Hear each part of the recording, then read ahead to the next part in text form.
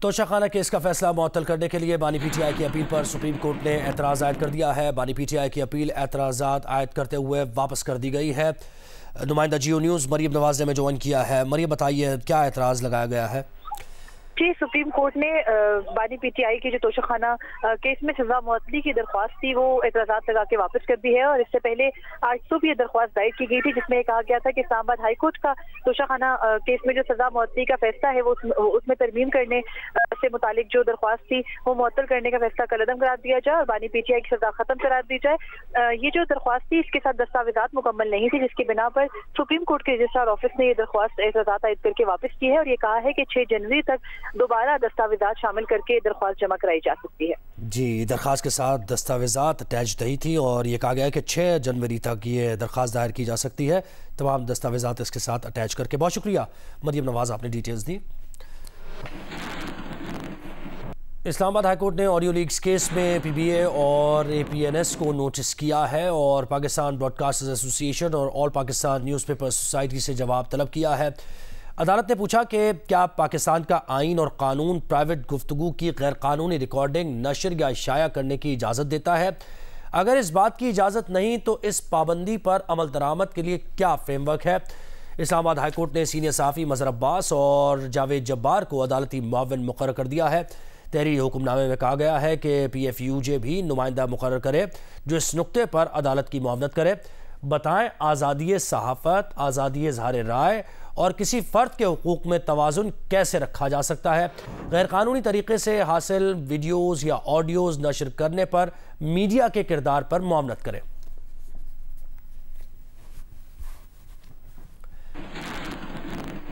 پاکستان تحریک انصاف نے election commission کے فیصلے کے خلاف پشاور ہائی کورٹ سے رجوع کرنے کا فیصلہ مؤخر کر دیا ہے۔ پی ٹی آئی ذرائع کا کہنا ہے کہ انہیں الیکشن کمیشن سے ابھی تک فیصلے کی مصدقہ کاپی نہیں ملی ہے۔ پارٹی کو خدشہ ہے کہ مصدقہ کاپی نہ ہونے کی صورت میں درخواست مسترد ہو سکتی ہے۔ کیس کب اور کہاں دائر کرنا ہے، اس معاملے پر ایڈوکیٹ حامد خان، بیرسٹر علی ظفر اور بیرسٹر گوہر خان میں مشاورت جاری ہے۔ پارٹی رہنماؤں کی جانب سے معاملے پر بانی پی ٹی آئی سے بھی مشاورت کا امکان ہے۔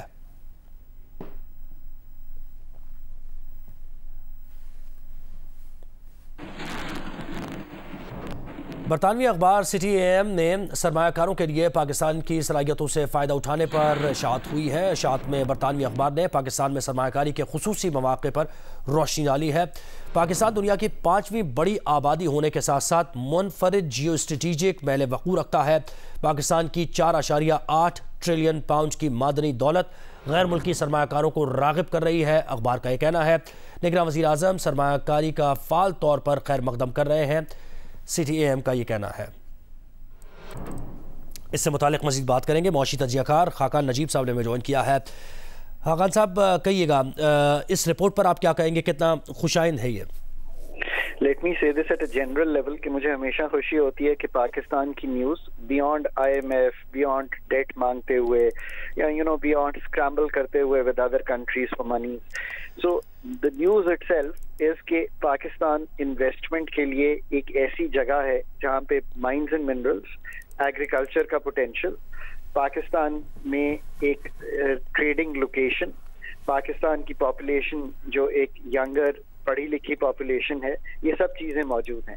اور سیکنڈ چیز جو اس میں کہی گئی ہے وہ یہ ہے کہ پاکستان کا ایک انٹینٹ بھی ہے کہ beyond debt monies, Pakistan investment monies, F T I, اور اپنا گھر ٹھیک کرنے کے لیے سیریس ہے۔ اپنے گھر سے مطلب ہے کہ ایک میکانزم جو کہ نہیں چل رہا پاکستان میں، ہم انویسٹمنٹ لاتے ہیں، لوگ ریڈ ٹیپزم میں، لوگ جسے آپ کہتے ہیں clogged arteries of the administrative setups میں پھنس جاتے ہیں۔ We want people to be helped out of this. اس کے لیے اگر آپ باقی دنیا میں بھی دیکھیں تو انہوں نے بہت سے میکنزمز ایسے کریٹ کیے ہیں۔ یو اے ای میں بہت سے ایسے ادارے ہیں جو یہ کام کر رہے ہیں۔ ایس آئی ایف سی شاید ایک ایسا انسٹیٹیوشنل میکنزم ہے جو یہ کام کر سکتا ہے یا کرنے کی کوشش کر رہا ہے۔ اب ہم نے پاکستان میں ایک ریکوڈک میں انویسٹمنٹ کرائی، اب ہم کوشش کر رہے ہیں کہ ریکوڈک کے اور جو ہمارے اونڈ شیئرز ہیں اس میں سعودی عربیہ کا انٹرسٹ ہے، کچھ ابھی ہم نے private sector to private sector deals ہوتے دیکھی ہیں۔ ہم کچھ 25 ارب ڈالر کے ایم او یوز کی کوشش کر رہے ہیں جو ہم نے سائن کیے ہیں یو اے ای سے۔ یقیناً ان میں سارے پیسے پاکستان نہیں آ جائیں گے۔ پاکستان کو ایف ٹی آئی کیئرفلی لانی ہے، اس میں بھی کوئی دو شک نہیں ہے۔ اگر ہم اپنا گھر ٹھیک کرتے چلے جائیں گے तो FDI को हम एक्सपोर्ट ओरिएंटेड सेक्टर्स, चाहे वो हम एग्रीकल्चर की सलाहियत बढ़ाकर एक्सपोर्ट करें, चाहे हम अपनी मैन्युफैक्चरिंग की पैदावारी सलाहियत बढ़ाकर एक्सपोर्ट करें, या हम अपने माइंस एंड मिनरल्स को डिग करके एक्सपोर्ट करें, बिकॉज बगैर एक्सपोर्ट के पाकिस्तान का जो एक परपेचुअल बैलेंस ऑफ पेमेंट्स का खसारा है और एक परपेचुअल लिक्विडिटी डॉलर क्रंच है, वो निकल नहीं पाएगा। अपना घर ठीक करना ही वो सिग्नल है जो दुनिया को ये कहेगा कि ये सारी चीजें तो मौजूद हैं, ये फंडामेंटल्स तो हैं पाकिस्तान में। मतलब मेरा ख्याल है 9 मिलियन हेक्टेयर है इस वक्त पाकिस्तान में अनकल्टिवेटेड लैंड, जो कि पॉसिबल है, जो कि हम कल्टिवेट कर सकें। हमारी यील्ड्स दुनिया में अगर बहुत कम है एग्रीकल्चर की 5 स्टेपल क्रॉप्स की, तो आप इमेजिन करें कि अगर इसमें पैदावारी सलाहियत को तब्दील कर दिया गया तो ना कि फूड सिक्योरिटी सिर्फ पाकिस्तान में आ जाएगी, बट मिडिल ईस्ट में कितना एक्सपोर्ट पोटेंशियल है पाकिस्तान का। फिर ऑफ कोर्स जहाँ पे लोकेटेड हैं, टैपी प्रोजेक्ट करना है, हम अपनी जो ज़रूरियात हैं एनर्जी की वो कार कंट्री से लेके रशिया तक पूरी कर सकते हैं और उनको एक हब बन सकते हैं टू एक्सपोर्ट ना सिर्फ गुड्स एंड सर्विसेज, बल्कि real potential of Pakistan agriculture. अब ये सब कुछ करने के लिए हम पहले पाकिस्तान को पोर्ट्रे तो करें ना सही तरह। So it is where these fundamentals have to be shown to the world, कि दुनिया को बराबर किया जाए कि हम बियॉन्ड IMF भी एग्जिस्ट करते हैं और इतनी बड़ी नेशन है, इतने बड़े रिसोर्सेज हैं विच एग्जिस्ट ऑन ग्राउंड। बिल्कुल, पाकिस्तान में अपॉर्चुनिटीज़ की बात तो होती रहती थी, लेकिन ख़ास बात इसमें यह है कि गवर्नमेंट की विल की भी इसमें बात की। बहुत शुक्रिया खाकान नजीब साहब, अपने वक्त दिया।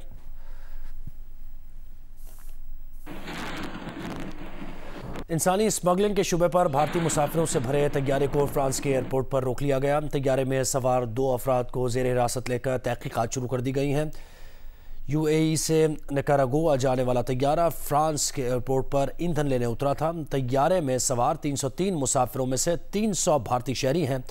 पेरिस प्रोसिक्यूटर का कहना है कि तैयारे में इंसानी स्मगलिंग के शिकार अफराद की मौजूदगी की गुमनाम इत्तला पर तैयारे को ग्राउंड किया गया। तैयारे में सवार मुसाफिर और केबिन क्रू आरजी कैंप में मुंतकिल उन्हें कर दिया गया है और तहकीकात जारी हैं, जबकि तैयारे में सवार अफराद को भारतीय काउंसिल रसाई दे दी गई है। फ्रांसीसी कानून के तहत फ्रांस में रोके जाने वाले गैर मुल्की मुसाफिरों को कम से कम 4 रोज़, जबकि गैर मामूली हालात में ज़्यादा से ज़्यादा 26 दिन तक रोका जा सकता है।